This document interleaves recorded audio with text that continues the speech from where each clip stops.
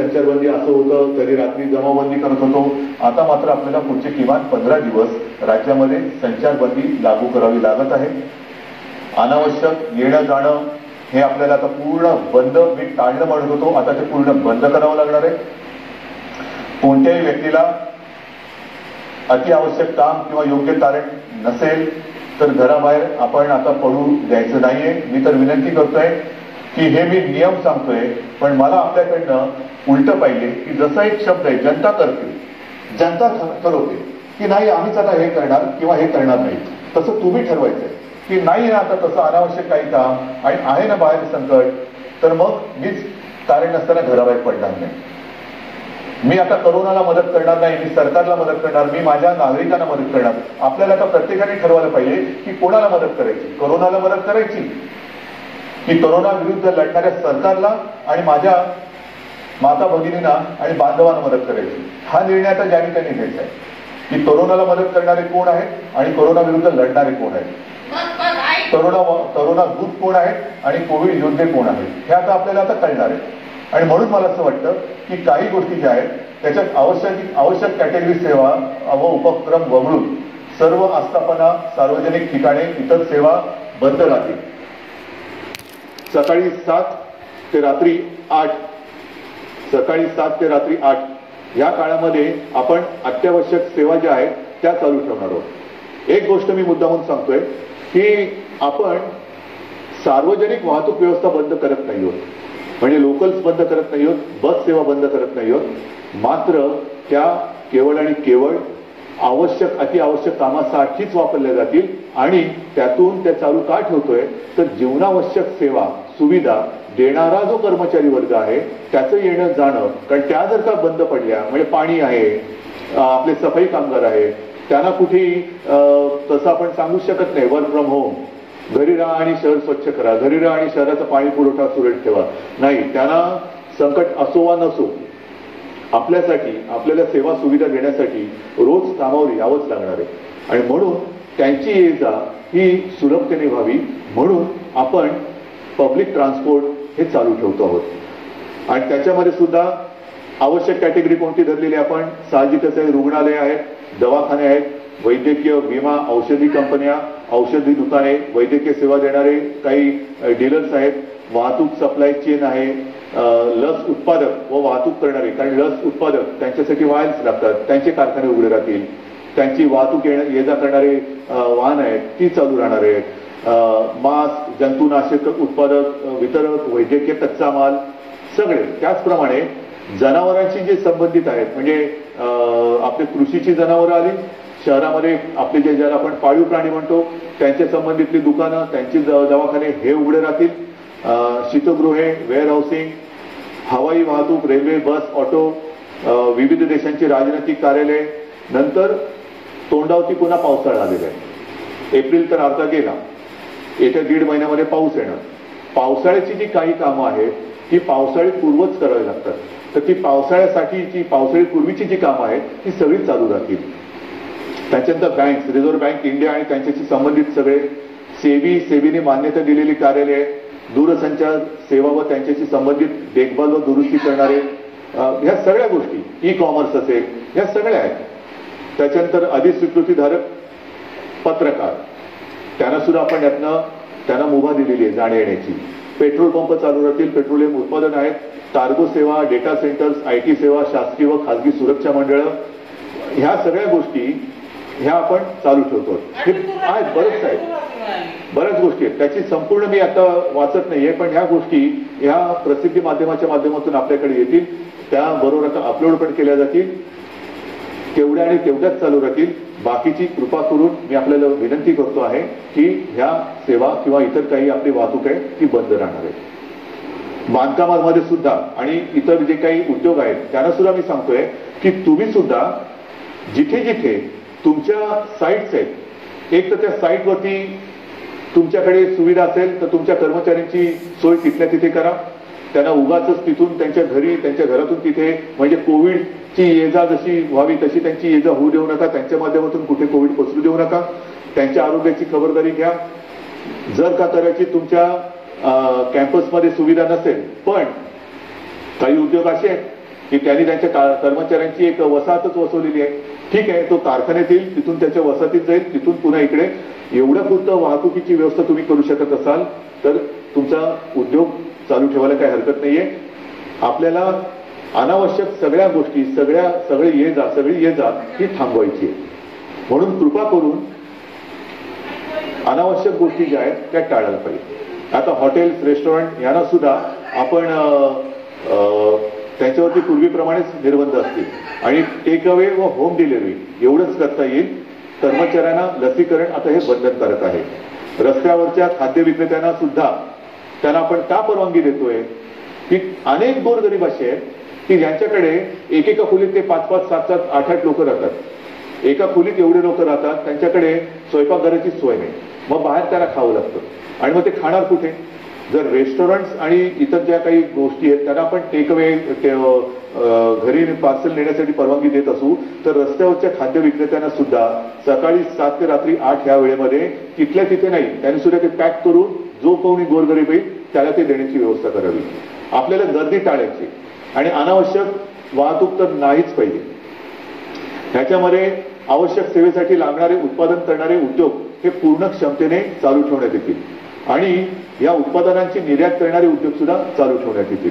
आपल्याला या सगळ्या गोष्टींची मी कल्पना देतो आहे. आता हे झाल्यानंतर काही गोष्टी अशा आहेत की बाबा हे सगळं तुम्ही निर्बंध सांगितले, मग आमच्यासाठी तुम्ही काय करणार? रोजीरोटीचं काय? मी मगाशी आपल्याशी बोलताना बोललो की माननीय पंतप्रधानांना आपण सांगतो की नैसर्गिक आपत्तीत व्यक्तिगत लाभ जसे आपण देऊ शकतो त्या अनुषंगाने काही लाभ ह्या नैसर्गिक आपत्तीत द्यावे अशी माझी विनंती आहे. मात्र राज्य सरकार म्हणून अन्न सुरक्षा जी आपली योजना आहे त्या योजनेअंतर्गत जे सगळे लाभार्थी आहेत या लाभार्थ्यांना प्रति व्यक्ती 3 किलो गहू आणि 2 किलो तांदूळ याप्रमाणे 1 महिना आपण आता मोफत धान्य देणार आहोत पुढच्या 1 महिन्यासाठी. म्हणजे कुठेही आपण त्यांची कदाचित रोजी ही मंदावली असेल पण रोटी थांबू देत नाही आहोत. त्यांच्यासाठी अन्नधान्याची व्यवस्था आपण करतो आहोत आणि याच्यामध्ये नोंद केलेले जे आपल्याकडे लाभार्थी आहेत त्यांची संख्या साधारणतः 7 कोटी आहे. म्हणजे 7 कोटी जे आपले नागरिक आहेत ह्या वर्गात मोडणारे त्यांना आपण पुढच्या महिन्यामध्ये म्हणजे आजपासून जेव्हापासून हे बंधन उद्यापासून सुरू होतील 1 महिना प्रत्येकी 3 किलो गहू आणि 2 किलो तांदूळ याप्रमाणे 1 महिना मोफत आपण धान्य देणार आहोत. तसंच आपल्याला सर्वांना कल्पना आहे सरकार आल्यानंतर आपण 10 रुपयात शिवभोजन थाळी ही गोरगरिबांसाठी सुरू करण्याची योजना जाहीर केली. ती जाहीर केली, योजना सुरू झाली आणि कोविड आला. मग काय करायचं? तर ही योजना कोविड आल्यानंतर आपण 10 रुपयाची जी एक शिवभोजन थाळी होती ती 5 रुपयावरती आणली आणि साधारणतः मी तोही आकडा सांगितलेला आहे. आतापर्यंत काही कोटी लोकांनी ह्या थाळीचा लाभ घेतलेला आहे. आता आपण ही शिवभोजन योजना जी आहे ही जी थाळी आहे ती 10 रुपयाची थाळी आपण 5 रुपयात केली होती. आता पुढचा 1 महिना शिवभोजन आपण मोफत देणार आहोत. 2 लाख थाळ्या जवळपास आपण रोज देतो. ह्या 2 लाख थाळ्या म्हणजे हे शिवभोजन आपण हे मोफत देणार आहोत गोरगरिबांसाठी. म्हणजे सांगतात ना की तुम्ही लॉकडाऊन करताय पण रोजीरोटीचं काय आहे? तर रोजी थोडीशी मंदावणार आहे. मी पुन्हा एकदा सांगतो मला कल्पना आहे पण रोटी कुठे आपण थांबू देत नाही. ही संपूर्ण व्यवस्था हा सगळा जो काही मी भार नाही म्हणत हे कर्तव्य जे आहे ते कर्तव्य आपलं सरकार हे समर्थपणाने सांभाळणारच. भार हा पडणार सरकारवरती, जसा तुमच्यावरती पडतोय तसा सरकारवरती पडतोय, पण सरकार हा आपल्या सगळ्यांच्या आशीर्वादाने भार सोसणार आणि सोसायला ते समर्थ आहे. त्याचप्रमाणे आणखीन काही योजना आहेत. मी आता हे वाचतो.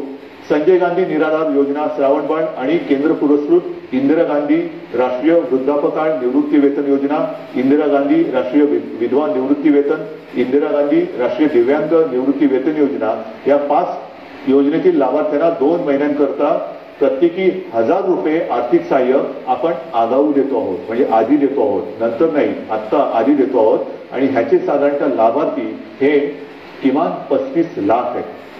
म्हणजे वरती मी जसं सांगितलं तुम्हाला की दारिद्र्य रेषेखालील कुटुंब आहेत, काही निराधार महिला आहेत, वयोवृद्ध आहेत, दिव्यांग आहेत, असंघटित क्षेत्रातील नागरिक आहेत, कामगार आहेत, रिक्षा चालक आहेत, आदिवासी समाज यांच्यासाठी आपण 3 किलो गहू आणि 2 किलो तांदूळ ही योजना जाहीर केली. शिवभोजन आपण पुढचा महिनाभर मोफत देतो आहे. त्याच्यानंतर आता ह्या योजना त्याच्यात जो 1000 रुपयांचा जो देणं असतं आपण ते आगाऊ देतो आहोत आणि त्याच्यात 35 लाख लोक आपण त्यांना एक नाही म्हटलं तरी आधार देतो आहोत. नंतर महाराष्ट्र इमारत व इमारत कामगार कल्याणकारी जे मंडळ आहे त्या मंडळामध्ये राज्यातील नोंदणीकृत बांधकाम कामगार जे आहेत त्यांना 1500 रुपये हे 1500 रुपये आपण अर्थसहाय्य देतोय प्रत्येकी. म्हणजे त्याच्यामध्ये साधारणतः 12 लाख पुन्हा लाभार्थी आहेत जे आपल्याकडे नोंदणीकृत आहेत. हे 1500 रुपये आपण त्या बांधकाम वर्गातील कामगारांना देतो आहे. घरेलू कामगार आता हा एक वेगळा आपण हे करतो. घरेलू कामगार जे नोंदणीकृत घरेलू कामगार आहेत त्यांच्यासाठी सुद्धा आपण एक निधी देतो आहोत. म्हणजे हा सुद्धा एक मोठा वर्ग आहे कसा जो नोंदणीकृत आहे त्यांना आपण हा निधी देतो आहोत. त्याच्यानंतर आता पुन्हा तळहातावरती पोट हे ज्यांचं आहे तोच हा वर्ग आहे. त्याच्यामध्ये आणखीन थोडा वर्ग बाकी आहे तो म्हणजे अधिकृत फेरीवाले. अधिकृत फेरीवाले आहेत. या फेरीवाल्यांना सुद्धा आपण एका वेळचे 1500 रुपये प्रत्येकी देतो आहोत. फेरीवाल्यांसाठी जे अधिकृत नोंदणीकृत आहेत फेरीवाले त्यांना देतो आहोत. आणि हे जे देणं आहे हे या फेरीवाल्यांची स्वनिधी योजनेत बँकांकडे नोंदणी असल्यामुळे बँकांमार्फत हे त्यांच्या बँकेत हा जो काही निधी आहे तो त्यांना हस्तांतरण केलं. ह्याच्यामध्ये जवळपास 5 लाख लाभार्थी आहेत. तसंच आपले रिक्षा चालक आहेत. कारण सगळंच बंद केल्यानंतर रिक्षा चालकांनी काय करायचं तर ह्याच्यामध्ये सुद्धा जे परवानाधारक रिक्षा चालक आहेत त्या रिक्षा चालकांना सुद्धा एका वेळेचं आपण 1500 रुपये हे देतो आहोत. आता याच्यामध्ये सुद्धा साधारणतः 12 लाख लाभार्थी आहेत. म्हणजे तुम्ही बघत जा 7 कोटी 35 लाख 12 लाख 5 लाख 15 लाख आपण जे जे करता येणे शक्य असेल ते करतो आहोत. माझ्या आदिवासी समाजासाठी सुद्धा खावटी योजनेचा लाभ घेत असलेल्या आदिवासी कुटुंबांना प्रति कुटुंब आपण एका वेळेचं 2000 रुपये हे आर्थिक सहाय्य देतोय. ह्याच्यामध्ये सुद्धा आता लाभार्थी 12 लाख आहेत. म्हणजे आपण जेवढं करता येणे शक्य असेल तेवढं करतो आहोत. हे आत्ताच्या घडीला हे आपण जे पटकन करता येणे शक्य आहे ते करतो आहोत. त्याच्यानंतर आता ह्या टाळेबंदी हा शब्द वापरायचा न वापरायचा पण ही जी काही निर्बंध आहे त्या काळामध्ये आपल्याला कोविडवरची उपाययोजना जी आहे त्याच्यामध्ये इतर काही सुविधा वाढवायच्या आहेत. त्याच्यानंतर औषधं खरेदी आली, व्हेंटिलेटर्स खरेदी करणं आलं, सुविधा आली, सुविधांची उभारणी आली. त्याच्यासाठी काही पैसे लागतात. तर त्याच्यासाठी आपल्या जिल्हाधिकारी त्यांना काही पैसे आपल्याला त्यांच्याकडे देऊन ठेवावे लागतात की तुम्हाला आवश्यकतेनुसार. कारण पटकन आता रुग्ण आला आणि काही गरज लागली तर विचारत बसायचं नाही. जे जे करता येणं आवश्यक आहे ते तिकडे करायचं. आणि त्यांच्यासाठी सुद्धा आपण साधारणतः 3300 कोटी फक्त आणि फक्त कोविडसाठी म्हणून बाजूला करून ठेवतो.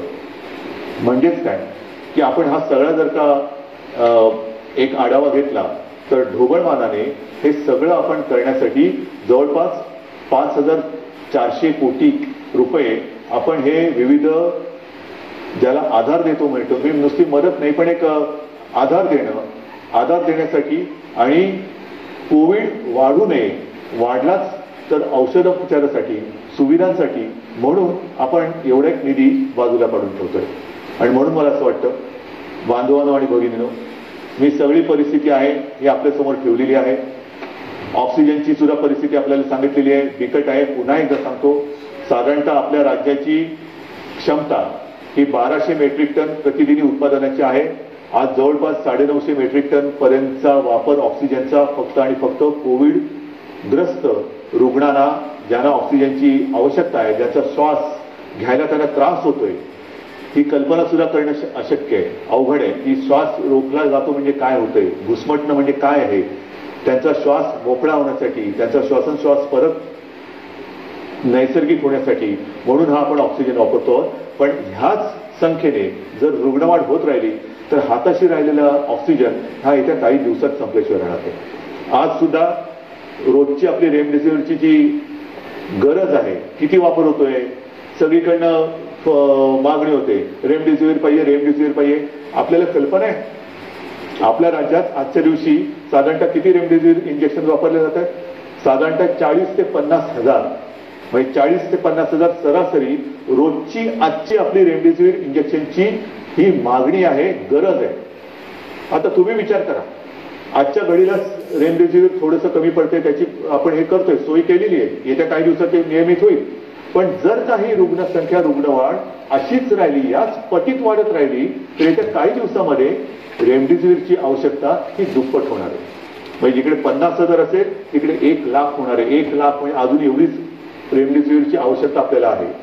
हे सगळं मी अत्यंत प्रामाणिकपणाने आपल्यासमोर ठेवलेले आहे. त्याच्यामध्ये कुठेही लपवाछपवी नाही, कुठेही अपारदर्शकता नाही.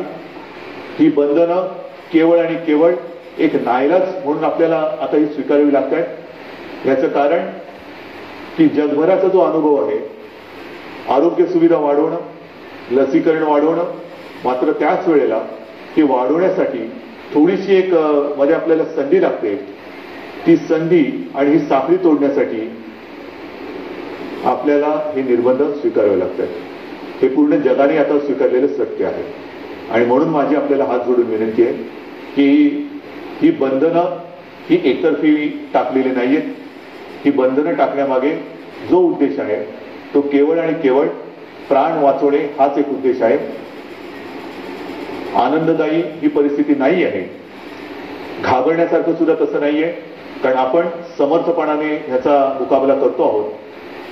आजपर्यंत जे सहकार्य आपण मला केलं, जसं मला आपल्या कुटुंबातील एक आपण मानता, त्याच तळमळीने आणि त्याच प्रेमाने आणि त्याच आपुलकीने माझ्यावरती मी पुन्हा सांगतो, टीका करणारे किती करत असले तर त्या टीकेची पर्वा न करता आपल्याशी जी माझी बांधिलकी आहे त्या बांधिलकीला स्मरून आणि तिला जागून मी केवळ आणि केवळ माझ्या राज्याच्या, माझ्या माता भगिनींच्या, माझ्या बांधवांच्या हितासाठी ही निर्बंध आपल्यावरती थोडीशी लादत आहे. कृपा करा, न चिडता, न रागावता, समजून घेऊन सहकार्य करा आणि ही लढाई जिंकायला नुसती मदत नाही तर मी पुन्हा एकदा सांगतो की आपण सगळे सैनिक म्हणून सोबत या आणि ही लढाई जिंकायचीच या जिद्दीने पुन्हा एकदा कंबर कसून कोविड भगाव या पद्धतीने आपल्याला आता हे करावं लागेल. आजपर्यंत जसं सहकार्य केलं तसंच सहकार्य यापुढेही अपेक्षित आहे. सर्वांना धन्यवाद देतो. जय हिंद, जय महाराष्ट्र.